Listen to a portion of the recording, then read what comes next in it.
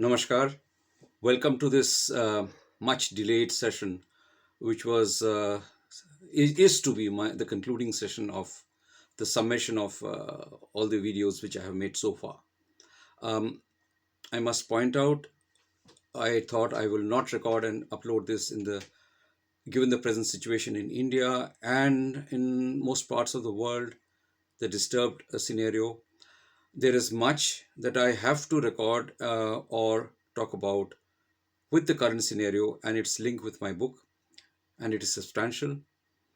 But I think I need to record and upload videos on this subject with full responsibility and without any major hindrance. And presently, this is not possible for certain reasons where I am and in my situation. So, such videos will have to wait. Now, back to this particular session. For all those who have been following my 5-part video series, I begin with a direct quote from Mahakaal on faith.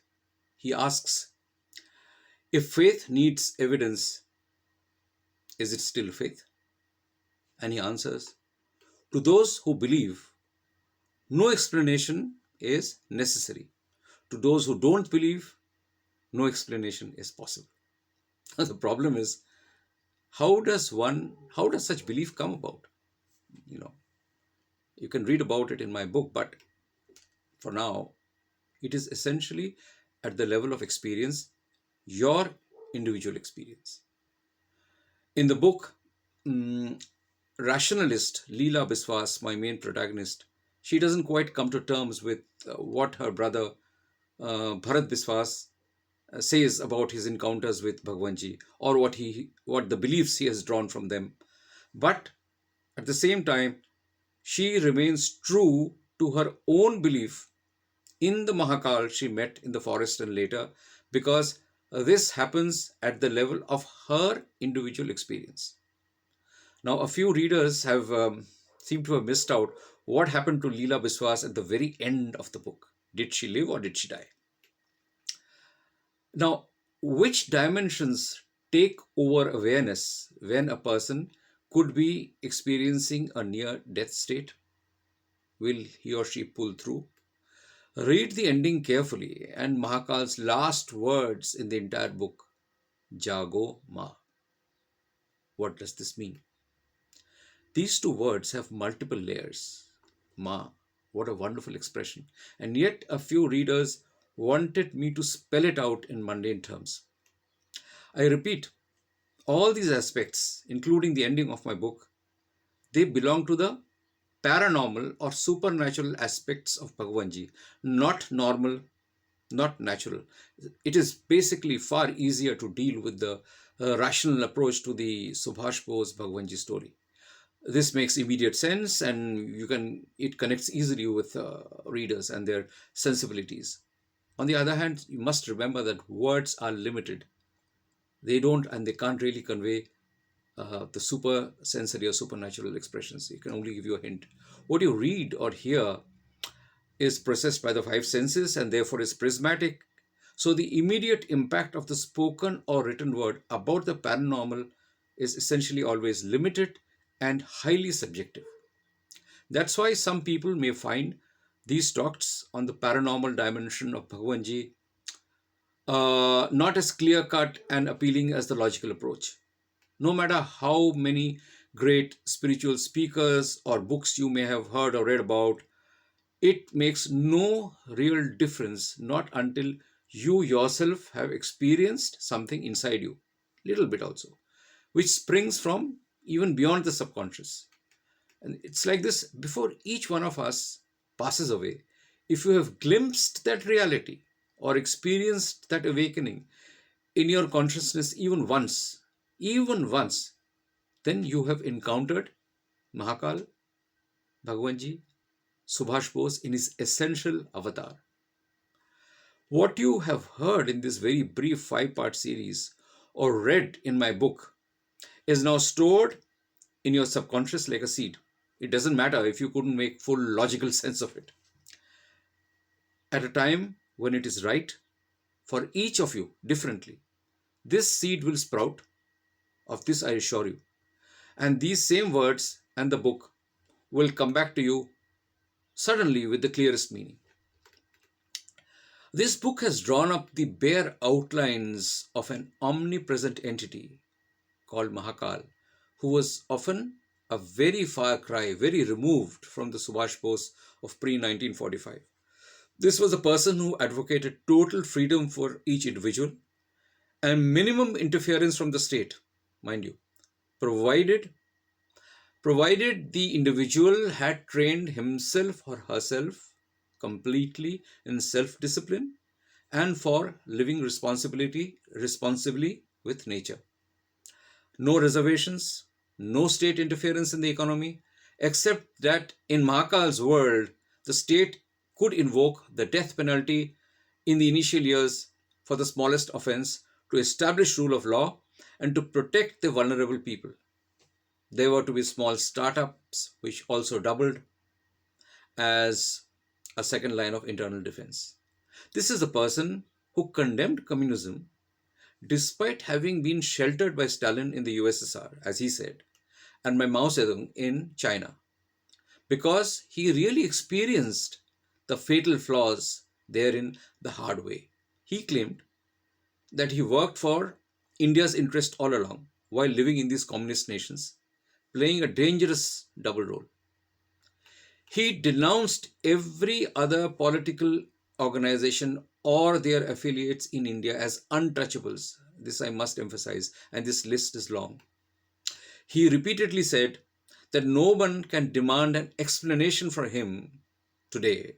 Why was he differing now from what he had said decades ago, pre 1945?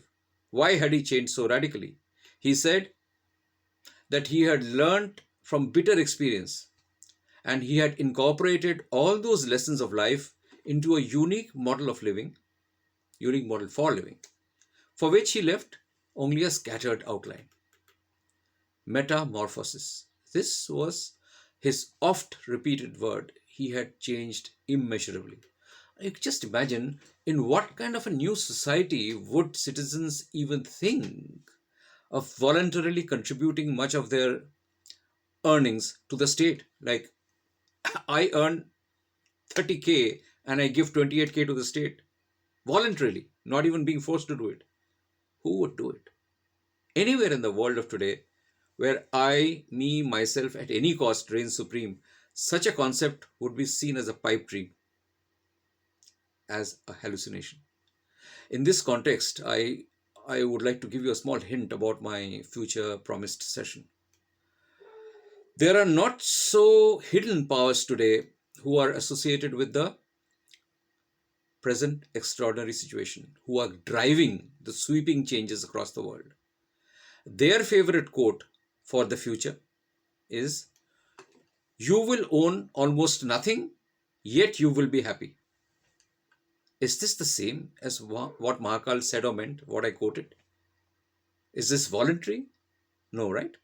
So if not, how is this viewpoint gaining traction today along with masks, ecological do's and don'ts, and an intricate map of how the future society will be made to behave in the coming weeks, months, and years? My second hint is a direct quote from Bhagwanji, and I quote, "I say the game is worth it.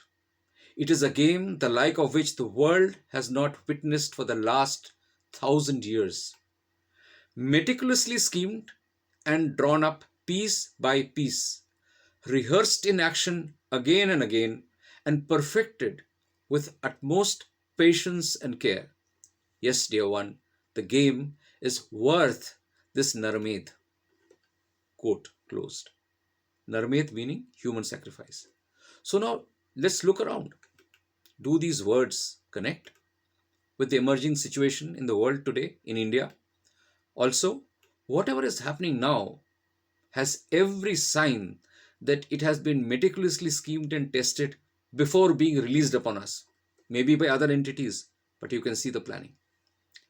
I'll quote Mahakaal again. Quote starts, "Shocks after shocks with mounting crescendo will be coming. A most serious disease, fatal and malign, requires more than equal diagnosis and treatment. Quote closed. Mahakal's, I'm not suggesting that this is Bhagwanji directly at work from Gyanganj. Mark my words, directly at work. And so this leads me to the third hint, which is based on the Bengali proverb. Kata diye, kata tola, loosely meaning using a thorn to remove a thorn, or using negative forces to destroy a spreading cancer, like Mahakaal even claimed to have done a bit in China. So please observe. Can you see the clear portents of what is coming upon us, what is being forced upon us in a way, which will go on and which will escalate and multiply? This I can assure you. In my view, this can only happen after a catharsis that's like a mother of all disasters has overtaken us. Mahakaal is someone who saw what shape this catharsis would take in the future, and that he would be there in some form to see it through. Since his followers during his lifetime proved incapable of following his long-term instructions, he asked no one to believe him, but to just observe and tally events with his prognosis as they came to pass. For example, he said he will reinstate His Holiness the Dalai Lama in Tibet. Today, China is ruthlessly in control and threatening war with India. Who will believe this? If this doesn't happen, is his prediction falsified? Did he mean to reinstall Dalai Lama ji as he is past 80 years of age, or his reincarnation? If you listen to my lectures before, you will understand the link, the Tulku tradition, and so you don't really know. But if it is the present His Holiness, where is the time? It's almost impossible to believe. Similarly, what was it? What he had an assertion: when it is over, India will not have to pay a farthing of any loan that it ever took. Now, how on earth can this be possible? What kind of a changed world order can lead to such a reality? It defies imagination. And yet, right now, a great change is being forced upon us by people who are playing gods. They are playing gods. This is one prognosis that I got right in the book, and that too in a chapter that I was meant to delete all along. Yet I retained it out of a gut feeling. This is the one where young students are talking to Bharat Biswas. This chapter presently in the book is less than half its original size. I will upload the entire full version at some point. The one in which Bharat talks about powerful people playing gods. There are specific references there, and amazingly that also has hit the mark. It's like कुछ लोग हैं जो हमारे आका या मालिक बन जाते हैं या बनना चाहते हैं और बन गए हैं. तो माँ का आका के भी आका है, मालिक के भी मालिक है. So that's enough about the future session. When I wrote this book deliberately as fiction, I never imagined that such a catharsis would shape up 5 to 6 years from my first draft. And yet, so many of my details, the one-liners have all matched. Events, if you look today in this disturbed scenario, events are inexorably moving towards a huge tumult unknown in the last 1,000 years. Even if you don't believe what Mahakaal said, are we ready for it? Not one bit. We are all scared. We are disoriented. We really don't know what to make of the situation. Some readers or casual commentators have remarked that my book is only a work of fiction. So what? Fiction yesterday, fact today. कल जो आपको कहानी दिखा, आज वही कहानी सच होके प्रकट हो रहा है. This book outlines what that core is which needs to be readied here in India to create a new living after the catharsis, that is after the pralay, after the sarvanash has swept over and completely reshaped society. If Mahakaal is a reality, some of us may live to experience it. But to be able to withstand the force of this change, this pralay, this spiraling thing which he indicated, With or without him, we need to be ready. A tryst with Mahakaal is a seed. That's it. It's a beacon. It's a force multiplier in that direction. It provides a template for such a core unit of living, something which is drawn from my actual experience, but even more so from the experiences of many other unknown faces, experiences which are born out of pain, out of failure, of being knocked down, but standing up and going on. These life stories are never told. They are Mahakaal's people. Now, if I categorize the people who follow this whole saga, there are some who follow the Subhas Chandra Bose story till 1945 or stick to the unproven killed in Russia story. And they may not be favorably inclined to whatever I have put out or written. At best, they will demand a rewriting of the history books with Subhash Bose as the greatest hero, renaming future monuments, locations after him, and so on. Many of these individuals are anti Jawaharlal Nehru, Mohandas Gandhi, and often even Sardar Patel. Then there are those who look favorably upon the Bhagwanji angle, but for them this ends in 1985 with the so-called supernatural angle being something to be bypassed or to be scoffed at or disregarded. Their demands often coincide with the first group which I mentioned, with the additional demand that all the files about Subhash Chandra Bose should be declassified. Then the smallest number are those people who are pulled to the entity Bhagwanji. And they are also able to identify with the so-called spiritual or supernatural dimension, but in a manner which they cannot defend logically or explain rationally. They can sense the outlines of a persona who is far beyond the four walls of a room in Faizabad. Their demands or expectations may also coincide with the other two groups which I have mentioned, but they feel that some aspect of Bhagwanji is still alive somewhere. They can't explain this though, but it nags at their innards with a blinding certainty. I'm not talking, once again, I'm not talking about those Gyanganj followers who believe Netaji will come like a Jesus Christ and save us with some super SFX kind of a scenario. This last amorphous group are people who are willing to invest themselves in any future scenario which explodes into reality, which needs commitment for renewal. This may happen in a manner hinted at, hinted at by the man who radiated power from behind the curtain. This entity who dissolved into the void with a promise to return in some form as the machine or foil who executes a scheme, a master plan. Now I seek such people. This book is mainly addressed to the last category wherever they are in their growing numbers. No matter in what dimension Bhagwanji existed or exists, the blueprint was left for us in his hints and scattered aphorisms. There is no ideology being pushed by him except the deepest yearning of mankind as the supreme creation of nature. In my book, you will find that projected future which is becoming our present with every minute.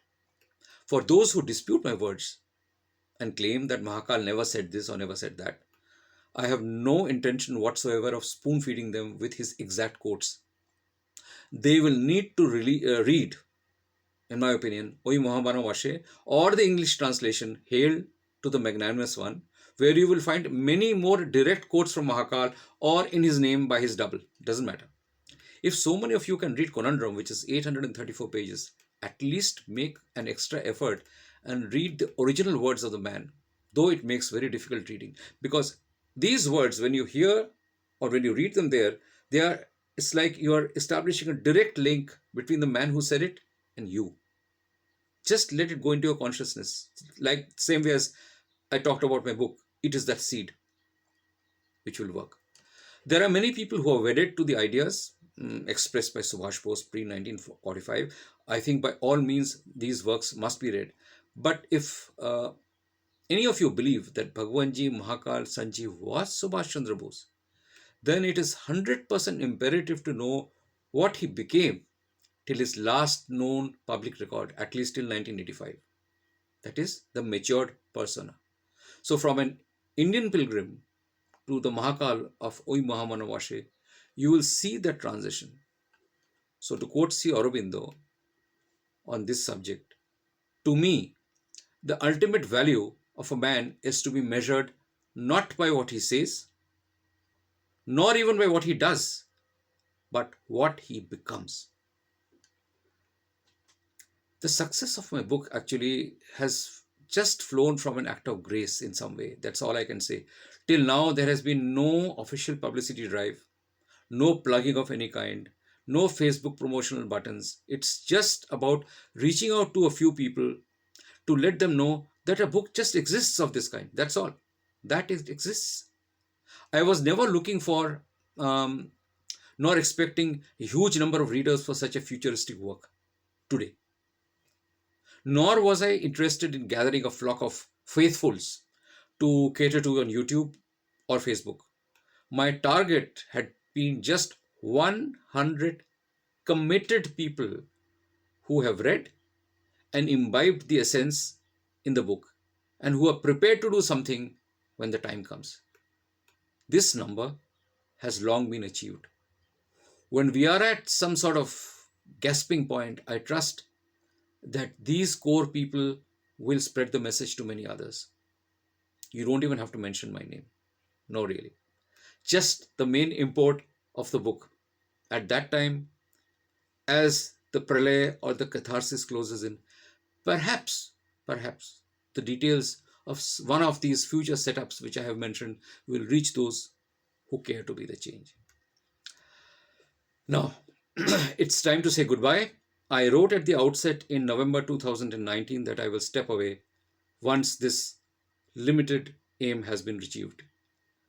In future sessions which are recorded or still to be put up, there are things about publishing, about Faizabad. There is a session in Hindi recorded in Mannheim which has some technical problems. And this is apart from the promised contemporary video. These will come up by and by. Take care. It's a very tough time, especially for people who are suffering immeasurably in India. I will do what I can in the best of my capacity, as the rest of you will do too. Take care. Bye bye. Namaskar.